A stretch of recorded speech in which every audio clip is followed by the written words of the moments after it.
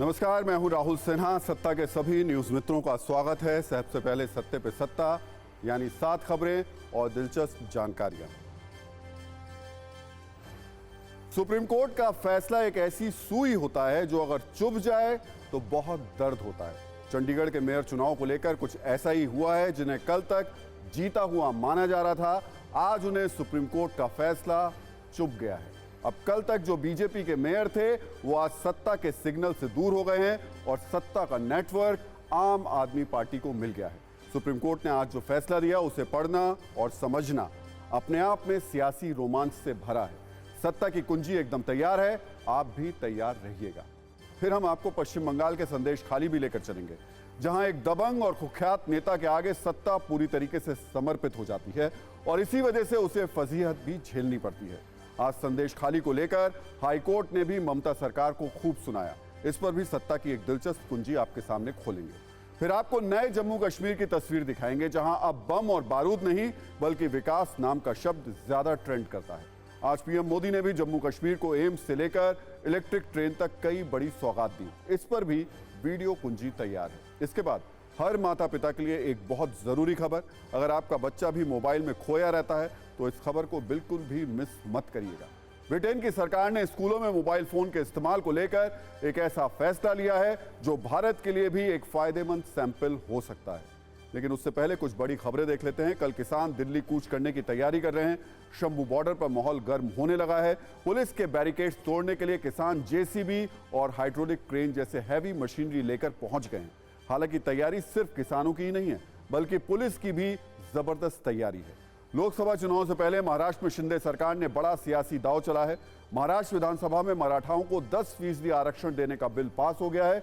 अब इस बिल को विधान परिषद में पेश किया जाएगा और वहां से पास होने के बाद यह कानून बन जाएगा। हालांकि रिजर्वेशन लिमिट 50% से ज्यादा होने पर इस बिल को कानूनी चुनौतियों का भी सामना करना पड़ सकता है। और इलॉन मस्क ने एक बड़ा कारनामा करके दिखा दिया है। हाल ही में न्यूरोलिंक ने एक इंसानी दिमाग में चिप को इम्प्लांट किया है। अब खबर है कि चिप इम्प्लांट किए जाने वाले व्यक्ति ने बिना छुए कंप्यूटर माउस को कंट्रोल करके दिखा दिया है, जो अपने आप में एक चमत्कार जैसा है। तो सत्ता में सबसे पहले बात करते हैं सुप्रीम कोर्ट से निकले आज की सबसे बड़ी खबर की। चंडीगढ़ मेयर चुनाव, जिसे लेकर पिछले कुछ दिनों से सियासी संग्राम छिड़ा हुआ है, जिस पर सुप्रीम कोर्ट में दलील पर दलील दी जा रही थी, बहस हो रही थी, आरोप प्रत्यारोप के तीर चल रहे थे। उस पर आज सुप्रीम कोर्ट ने बड़ा फैसला सुना दिया और सारे सियासी गणित को पलट दिया। आज क्या हुआ, सबसे पहले यह जानिए। सुप्रीम कोर्ट ने आप कांग्रेस कैंडिडेट कुलदीप कुमार को चंडीगढ़ का मेयर घोषित कर दिया। अदालत ने बीजेपी उम्मीदवार की जीत को रद्द कर दिया, यानी चंडीगढ़ मेयर चुनाव का पिछला नतीजा रद्द हो गया। इस मामले में रिटर्निंग अफसर अनिल मसीह को अवमानना का नोटिस दिया गया है। सुप्रीम कोर्ट ने कहा कि रिटर्निंग अफसर इसमें साफ तौर पर दोषी है। रिटर्निंग अफसर ने अदालत में झूठ बोला, उन पर कार्रवाई होनी चाहिए। कोर्ट ने कहा कि 8 वोटों को खराब करने का प्रयास हुआ और यह भी कहा कि रिटर्निंग अफसर ने पूरे चुनाव को ही खराब किया। सुप्रीम कोर्ट के आज के फैसले की जड़ में यह वीडियो था, जिसे लेकर कल भी अदालत ने तीखे सवाल पूछे थे। इस वीडियो में रिटर्निंग अफसर अनिल मसीह दिख रहे, वही अनिल मसीह जिनके खिलाफ कार्रवाई की बात आज अदालत ने कही है। इस वीडियो के आधार पर सीजीआई ने कहा कि चुनाव अधिकारी ने जानबूझकर 8 बैलेट पेपर को खराब किया, जबकि कोई भी बैलेट पेपर खराब नहीं था। सीजीआई ने आज यह भी कहा कि सभी 8 वोट याचिकाकर्ता उम्मीदवार कुलदीप कुमार के पक्ष में थे। रिटर्निंग अफसर ने अपने अधिकार से बाहर जाकर गलत काम किया। इसे विस्तार से अब थोड़ा समझ लीजिए। नियमों के मुताबिक वोटिंग के वक्त हर मेंबर को बैलेट पेपर के दाहिनी ओर उस कैंडिडेट के सामने क्रॉस का निशान लगाना था जिसे वो मेयर चुनना चाहते हैं। पूरा मामला 8 बैलेट पेपर्स का है, जिन्हें अवैध करार दिया गया। इन सभी 8 बैलेट पेपर्स में आम आदमी पार्टी कैंडिडेट का नाम ऊपरी हिस्से में और बीजेपी कैंडिडेट का नाम नीचे था। जांच के बाद पता चला कि इन बैलेट पेपर्स में आप कैंडिडेट के पक्ष में वोट दिया गया था और चुनाव अधिकारी अनिल मसीह ने इन पर स्याही से निशान लगाया। चुनाव अधिकारी अनिल मसीह ने जानबूझकर 8 बैलेट पेपर्स को खराब करने का काम किया, जबकि मूल रूप से कोई भी बैलेट पेपर खराब नहीं था। अपनी हरकत से अनिल मसीह ने मेयर इलेक्शन के नतीजों को बदलने की कोशिश की। कोर्ट में लगातार झूठ बोलते रहे, लेकिन अंत में सुप्रीम कोर्ट के फैसले के सामने ये पूरा गणित फेल हो गया। अब आपके मन में एक सवाल यह भी उठ रहा होगा कि आखिर सुप्रीम कोर्ट ने कैसे एक चुनावी नतीजे को पलट दिया। दरअसल संविधान के अनुच्छेद 142 के तहत सुप्रीम कोर्ट ने अपनी अंतर्निहित शक्ति का इस्तेमाल किया और आम आदमी पार्टी उम्मीदवार को नगर निगम का निर्वाचित मेयर घोषित कर दिया। अगर आंकड़ों की बात करें तो सुप्रीम कोर्ट की ओर से 8 बैलेट पेपर को वैध माने जाने के बाद आप उम्मीदवार कुलदीप कुमार को 20 वोट मिले, जबकि बीजेपी उम्मीदवार के पास 16 वोट ही रह गए। सुप्रीम कोर्ट के फैसले के बाद अब राजनीतिक लड़ाई भी तेज हो गई है। आम आदमी पार्टी के उम्मीदवार के विजयी घोषित होने के बाद दिल्ली के मुख्यमंत्री अरविंद केजरीवाल ने बीजेपी पर हमले किए। केजरीवाल ने कहा कि बीजेपी ने 25% वोटों की चोरी कर ली थी। 36 वोटों की काउंटिंग में से 8 वोट चोरी कर लिए गए थे। आज सुप्रीम कोर्ट ने दूध का दूध और पानी का पानी कर दिया। उन्होंने यह भी आरोप लगाया कि बीजेपी ने कुछ तो गड़बड़ की थी। आप 120 सेकंड की न्यूज रील में देखिए कि कैसे मेयर चुनाव पर सियासी महाभारत और तेज हो गई है।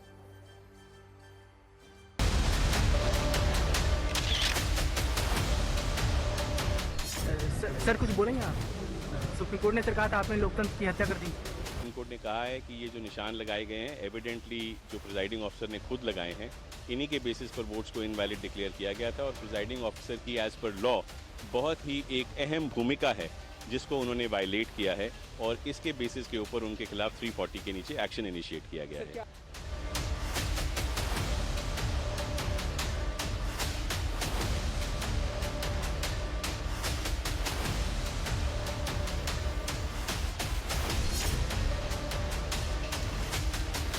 अगर ये 36 वोट में से 25% वोट चोरी कर सकते हैं, 90 करोड़ वोटों में ये कितने वोटों की चोरी करेंगे, सोच के भी रूह कांप उठती है, रोंगटे खड़े हो जाते हैं।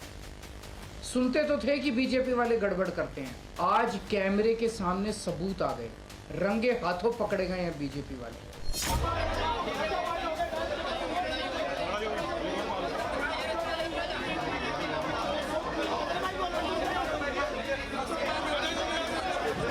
मानी, षड्यंत्र, धोखेबाजी, डकैती, चोरी, सब कुछ उस इलेक्शन में कैमरे पे देखा गया। आज दूध का दूध पानी का पानी। इस देश के अंदर प्रजातंत्र कैसे बचेगा?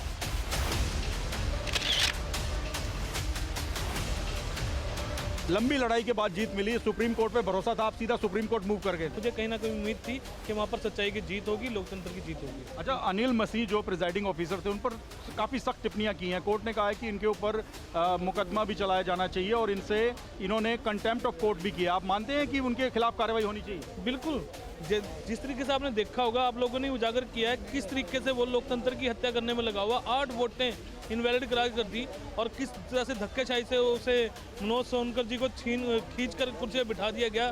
पूरी गुंडागर्दी दिखाई गई।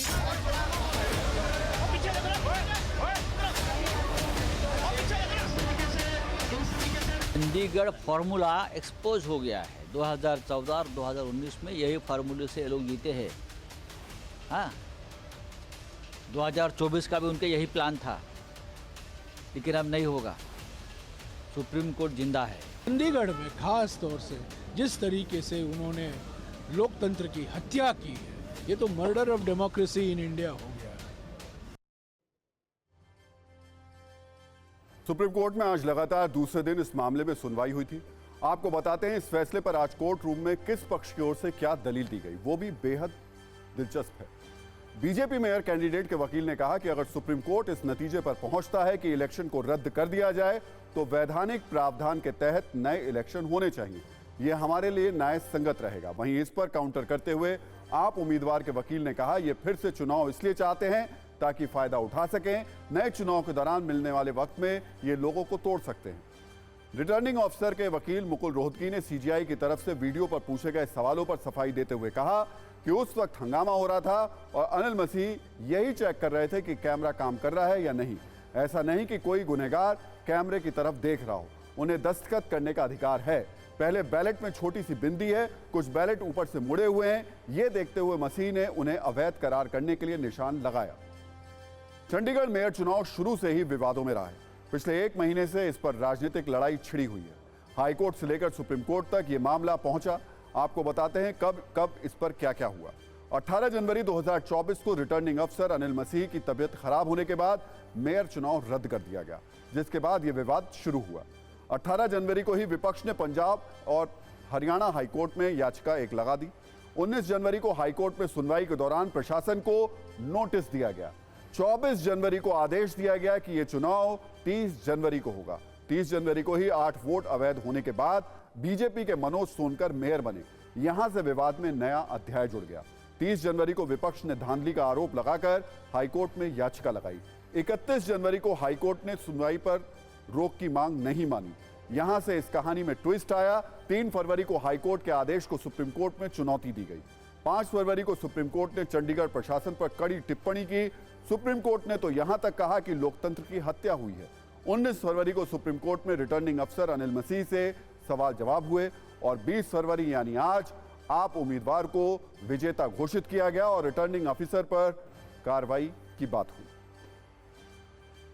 किसी भी लोकतंत्र में चुनाव किसी परीक्षा की तरह होते हैं, जिसके लिए निष्पक्षता, ईमानदारी, पारदर्शिता अनिवार्य शर्त होती है और इसी के आधार पर भविष्य तय होता है। और जब इसमें चीटिंग होती है तो जिस तरह किसी परीक्षा में जांच करने वाले अधिकारी एक्शन लेते हैं, उसी तरह चुनाव में धांधली की शिकायत पर सुप्रीम कोर्ट कार्रवाई करता है, जो चंडीगढ़ मेयर चुनाव में आज देखने को मिली। और सत्ता में आज हम सबसे पहले जब आपसे बात कर रहे हैं तो न्यूज़ मित्रों के लिए संदेश खाली फाइल्स भी लेकर आए हैं, जो इस बात का पुख्ता प्रमाण है कि जब कोई सत्ता और शासन आपराधिक और दबंग प्रवृत्ति के नेता को डिस्काउंट देने लगते हैं, उसके अपराधों के आगे समर्पण करने लगते हैं, तो उसका खामियाजा कैसे जनता को भुगतना पड़ता है, जो घुट घुट कर जीवन जीती है, क्योंकि जब भी वो अपनी जुबान खोलती है उसे सुनने वाला कोई नहीं होता है। ये कहानी है बंगाल के संदेश खाली की, जिसका सबसे बड़ा गुनहगार है टीएमसी का नेता रह चुका शाहजहां शेख। पिछले कई दिनों से संदेश खाली का नाम खूब ट्रेंड कर रहा है। आज भी संदेश खाली पर सड़क से अदालत तक नई चिंगारियां निकली हैं। इसलिए आज हमने संदेश खाली पर सत्ता की कुछ कुंजियां तैयार की हैं। पहली कुंजी में आपको दिखाएंगे कि कैसे पिछले कई दिनों से फरार एक शख्स की वजह से आज कलकत्ता हाईकोर्ट ने ममता सरकार को जबरदस्त फटकार लगाई, खूब सुनाया और बीजेपी नेता शुभेंदु अधिकारी को संदेश खाली जाने की इजाजत दे दी। दूसरी कुंजी उस एनआईए पर आधारित है जो अब संदेश खाली का सच बताएगी। संदेश खाली में रहने वाली महिलाओं को इंसाफ दिलाएगी, जिनकी जुबान शाहजहां शेख का नाम लेकर कांपने लगती है। और तीसरी कुंजी में टीएमसी के नेता रहे उस शाहजहां शेख के कुकर्मों का रिकैप दिखाएंगे, जो पिछले कई दिनों से फरार है और शेख के सवाल पर ममता सरकार और पुलिस आज भी घनघोर सन्नाटे में है। तो सत्ता की सबसे पहली कुंजी खोलते हैं, जो शाहजहां शेख पर हुई ममता सरकार की फजीहत पर आधारित है। और यह फजीहत करने का काम किया है कलकत्ता हाईकोर्ट ने। आज हाईकोर्ट ने शेख के कुकर्मों पर पर्दा डालने और उस पर हाथ बांधकर तमाशा देखने के आरोपों पर ममता सरकार को खूब सुनाया। इसलिए सबसे पहले सुनिए आज हाईकोर्ट ने क्या क्या कहा। कलकत्ता हाईकोर्ट ने कहा कि पिछले 18 दिनों से एक शख्स पूरी समस्या की जड़ बना हुआ है, इसलिए राज्य की सरकार किसी भी परिस्थिति में आरोपी शाहजहां शेख का समर्थन नहीं कर सकती है। मैं आपको एक एक करके बता रहा हूं। जो कोर्ट ने कहा कि 18 दिनों से एक शख्स पूरी समस्या की जड़ बना हुआ है, इसके अलावा राज्य सरकार आरोपी का समर्थन नहीं कर सकती है, ये कोर्ट की तरफ से कहा गया। शेख के खिलाफ एक भी आरोप सही तो जांच होनी चाहिए, ये कोर्ट की तरफ से कहा गया। पुख्ता आधार है, शाहजहां शेख ने लोगों को नुकसान पहुंचाया है, क्योंकि लोग बोल रहे हैं बार बार, एक शख्स पूरी आबादी को बंधक नहीं बना सकता है। और पश्चिम बंगाल की पुलिस हिंसा रोकने में नाकाम हो गई है। यही नहीं, कोर्ट ने यह भी कहा कि आरोपी शाहजहां शेख की कोर्ट के सामने पेशी हो, क्योंकि शाहजहां शेख कहाँ हैं ये किसी को पता ही नहीं चल पा रहा है। पुलिस कह रही है कि वो कहाँ हैं, हम तलाश तो रहे हैं लेकिन जानकारी मिल नहीं पा रही है। हाईकोर्ट की इस फटकार के बाद आज संदेश खाली का सियासी तापमान भी जबरदस्त हाई रहा। जो पुलिस पिछले कई दिनों से बीजेपी नेताओं को संदेश खाली में जाने से रोक रही थी, आज उसी के कड़े पहरे के बीच बीजेपी के नेता शुभेंदु अधिकारी संदेश खाली पहुंचे। और यह भी मुमकिन हुआ कलकत्ता हाईकोर्ट की डिवीजन बेंच की वजह से, जिसने शुभेंदु अधिकारी को हिंसा प्रभावित संदेश खाली जाने की इजाजत दी। इसके बाद शुभेंदु अधिकारी बोट के जरिए बंगाल के नक्शे पर मौजूद ऐसी जगह पहुंचे जिसे पिछले कई दिनों से ममता बनर्जी की पुलिस ने नो मैंस लैंड बना दिया था। और आरोप है ये सब सिर्फ इसलिए किया गया ताकि संदेश खाली का सच सामने ना आ सके। इसी संदेश खाली में शुभेंदु अधिकारी करीब 3 घंटे तक मौजूद रहे। वहां लोगों से मुलाकात की, उन महिलाओं का दर्द सुना जो शाहजहां शेख की क्रूरता की गवाह रही हैं। इस दौरान कुछ महिलाएं रोती हुई भी नजर आईं। आज कैसे संदेश खाली को लेकर दिल्ली से लेकर बंगाल तक जबरदस्त सियासी हलचल रही, ये भी देखिए। इसके बाद आगे है शाहजहां शेख के कुकर्मों का एक ऐसा रिकैप जो बहुत ही चौंकाने वाला है।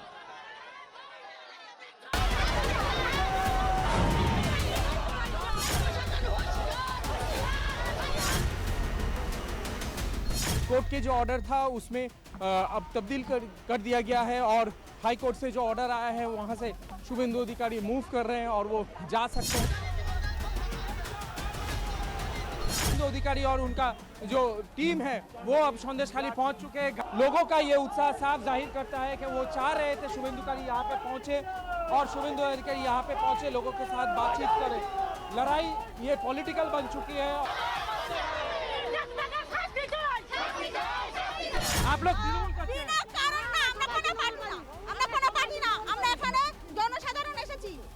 শুভেন্দু অধিকারী को क्या कहेंगे? আমরা এটাই বলবো যে আমাদের কষ্টের কথা, আমাদের দুঃখের কথা, আমাদের সম্মানের লড়াই मुंह ढक के क्यों खड़े हैं? সন্ত্রাসের মধ্যে আছি সেই ये কারণে डर क्यों खत्म नहीं हो रहा है? शुभेंदु आ रहा है, राज्यपाल आ रहा है, तृणमूल आ रहा है। হবে না, আমাদের রাষ্ট্রপতি শাসন চাই। এখানে यहाँ पे साफ जाहिर हो रहा है कि अभी भी वो डरे हुए हैं। ये कह रहे हैं कि शुभेंदु आए, राष्ट्रपति आए, राज्यपाल आए, कोई भी आए, जब तक शेख शाहजहां नहीं अरेस्ट हो रहा है ये लोग अपना जो नकाब है वो नहीं उतार सकते। सीबीआई आ गया, स्टेट पुलिस भाग गया तो जस्टिस इनको मिलेगा। बलात्कारी, जोमी लुटेरा, माफिया और वोट लुटेरा सब जेल के अंदर हो जाएगा। सब ममता की आदमी, शाहजहां एंड हिज अलाइड। सब के सब कंप्लेंट जो है दर्ज किए जा रहे हैं। यौन शोषण का जो कंप्लेंट था ये क्या पहुंचेंगे उसके पहले हमारे वुमेन्स कमीशन भी घूम चुके हैं, अरेस्ट हो चुके हैं। कहाँ मध्य प्रदेश में अरेस्ट हुए हैं, कहाँ मणिपुर में आपने मुख्यमंत्री से कुछ पूछा? जनसल्लाभ ये बोल रहा है बंगाल से ममता भाग ममता। ममता का जाने का टाइम हो गया, डेज आर नंबर।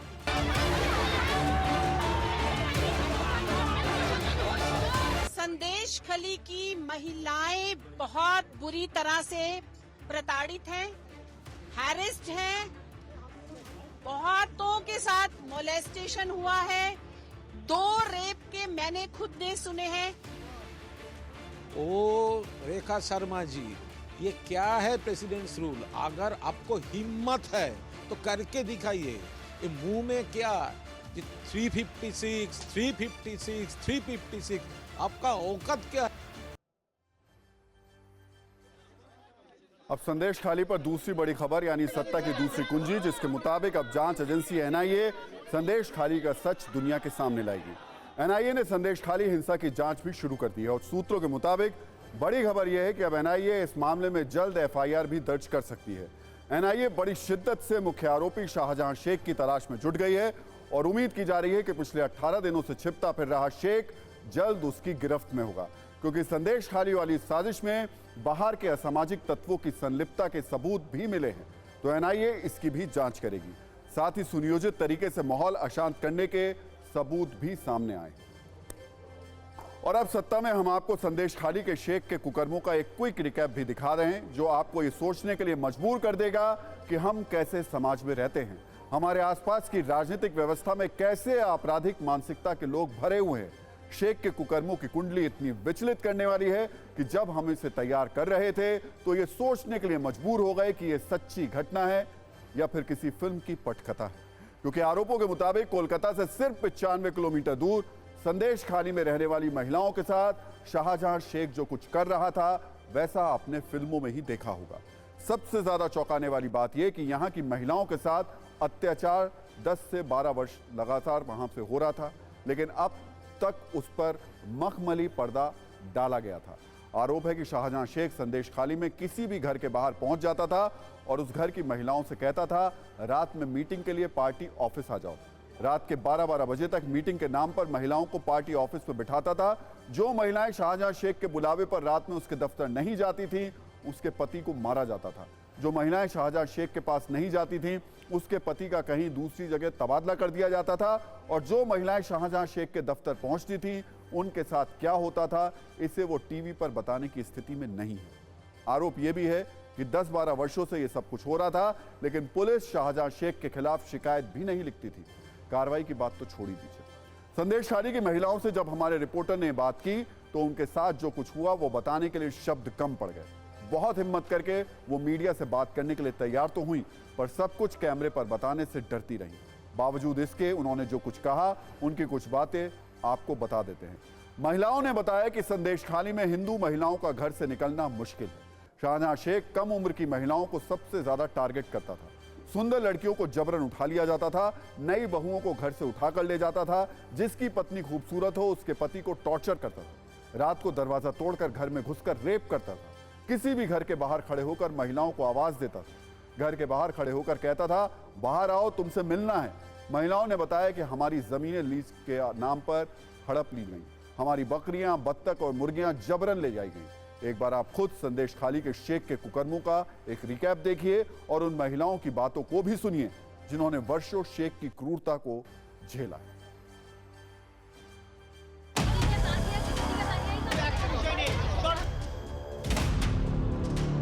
এখানে আমাদের জোর করে জমি জায়গা কেড়ে নিয়ে আমাদের চাষবাস করতে দিচ্ছে না, জলকর করছে।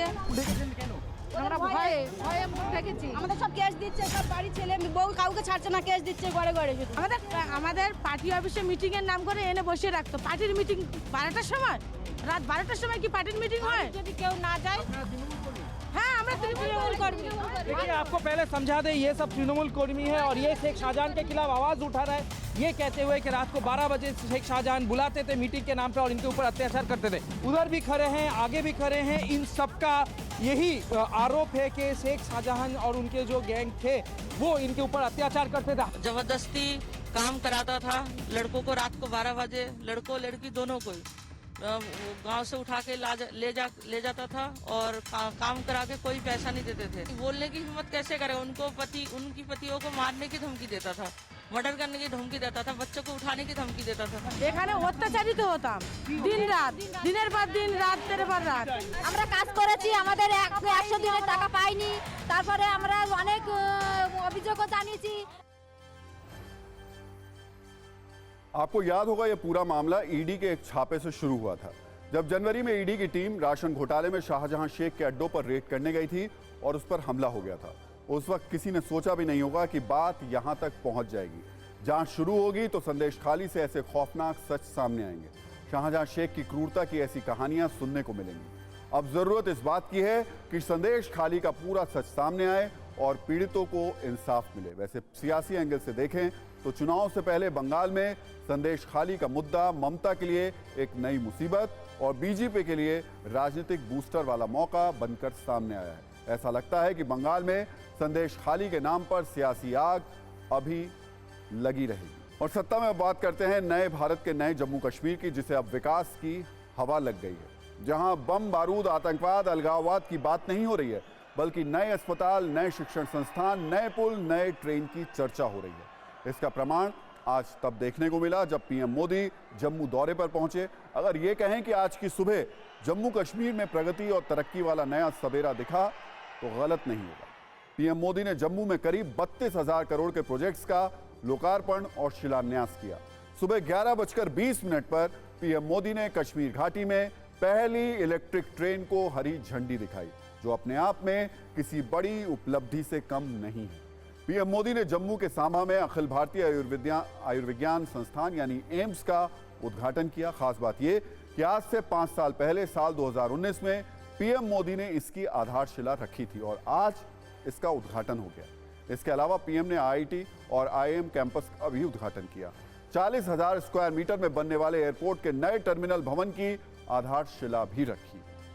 विकास की इन योजनाओं में सबसे ज्यादा चर्चा घाटी की पहली इलेक्ट्रिक ट्रेन की हो रही है। घाटी में पहली इलेक्ट्रिक ट्रेन बारामूला से शुरू होकर घाटी के अलग अलग स्टेशन होते हुए रामबन के संगलदान स्टेशन तक पहुंचेगी। बारामूला से संगलदान तक की पूरी लंबाई करीब 185 किलोमीटर है। सबसे खास बात यह कि इलेक्ट्रिक ट्रेन के सफर में 12 किलोमीटर सुरंग का रास्ता है। मतलब इस दौरान आप भारत की सबसे लंबी सुरंग T50 में सफर करेंगे। जिसका अनुभव अपने आप में खास है। इसके शुरू होने से स्थानीय किसानों, व्यापारियों, कारीगरों और छात्रों को ट्रांसपोर्टेशन का एक बेहतर विकल्प मिलेगा। साथ ही इससे क्षेत्र में पर्यटन को भी बढ़ावा मिलेगा। घाटी में ट्रेन का सफर शुरू होना मोदी सरकार का ऐसा कदम है जिसकी तारीफ सियासी विरोधी भी कर रहे हैं। नेशनल कॉन्फ्रेंस के अध्यक्ष फारूक अब्दुल्ला ने इसे एक बड़ा फैसला बताया और कहा कि कश्मीर को इसी की जरूरत है। घाटी में इलेक्ट्रिक ट्रेन के हरी झंडी दिखाए जाने के बाद TV9 भारतवर्ष के संवाददाता रेलवे स्टेशन पर गए, ट्रेन के अंदर की सुविधाओं के बारे में जाना और वहां के लोगों से बात भी की।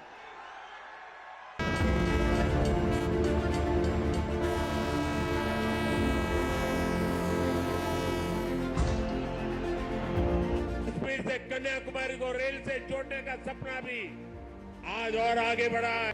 श्रीनगर से संगलदान और संगलदान से बारामूला के लिए ट्रेनें चली है।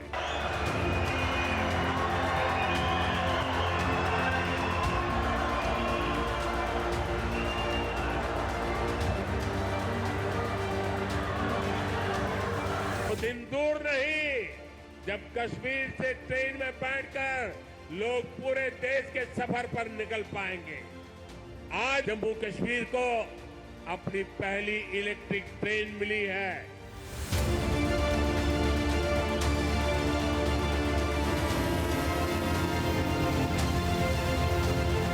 आप देख सकते हैं ये घाटी की पहली इलेक्ट्रिक ट्रेन खूबसूरत नज़ारों के बीचों बीच, बर्फबारी के बीचों बीच प्रधानमंत्री नरेंद्र मोदी ने उद्घाटन करते हुए अब आगे बढ़ रही है। ये ट्रेन जो है कश्मीर के रेल प्रोजेक्ट में बहुत महत्वपूर्ण मानी जाती है।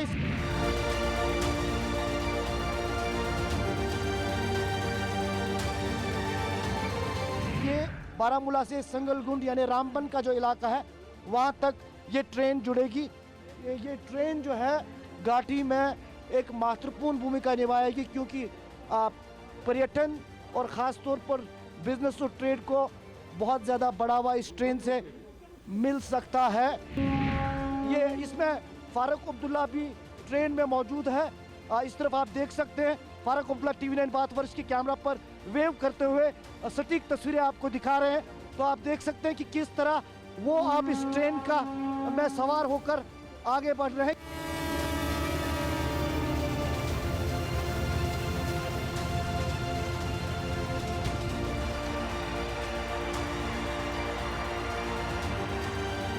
काफी बच्चे भी मौजूद हैं। कैसा लग रहा है आपको ट्रेन में? आपका पहला एक्सपीरियंस है? हाँ। तो ये पता है आपको कि इलेक्ट्रिक ट्रेन है ये? यस। और क्या कहना चाहेंगे? बस बहुत मजा आ रहा है। PM मोदी को क्या कहेंगे? हम उनको शुक्रिया ही कहेंगे कि कश्मीर को इतना अच्छा ट्रेन दिया उन्होंने। ये बहुत बड़ा कदम आज उठाया है और मैं मुबारक करता हूँ रेल मिनिस्ट्री को, प्रधानमंत्री को, जिन्होंने इसमें योगदान दिया और आज हम इसका पहला कदम देख रहे हैं।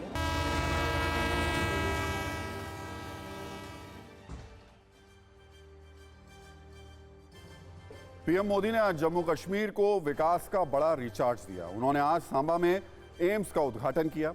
227 एकड़ में बने एम्स में 720 बेड रखे जा सकते हैं। 1660 करोड़ रुपए की लागत से इसे तैयार किया गया है। अस्पताल में 125 सीट वाले मेडिकल कॉलेज हैं, 60 सीटों वाले नर्सिंग कॉलेज हैं। इसमें कर्मचारियों के लिए रेजिडेंशियल UG और PG हॉस्टल हैं। इसके अलावा night shelter, guest house, auditorium, shopping complex जैसी सुविधाएं भी यहां पर हैं। जम्मू एम्स में cardiology, gastro enterology, plastic surgery जैसे 18 स्पेशलिटी और 17 सुपर स्पेशलिटी सुविधाएं मिलेंगी। इसमें ICU, इमरजेंसी और trauma unit, 20 modular operation theatre, lab, blood bank और फार्मेसी की सुविधाएं भी उपलब्ध हैं। यह अस्पताल दूर के क्षेत्रों तक पहुंच बनाने के लिए डिजिटल हेल्थ इंफ्रास्ट्रक्चर का भी इस्तेमाल करेगा। और अब सत्ता में एक ऐसी खतरे की घंटी जो आपके मोबाइल फोन को लेकर बजी है और इसका सीधा कनेक्शन आपके बच्चों से है। वैसे तो ये तय खबर ब्रिटेन की है, लेकिन इसे विदेशी खबर समझने की गलती बिल्कुल भी मत करिएगा, क्योंकि सवाल आपके बच्चों की जिंदगी का है। और खासकर वो माता पिता ज्यादा ध्यान दें जिनका बच्चा पूरे दिन मोबाइल में डूबा रहता है।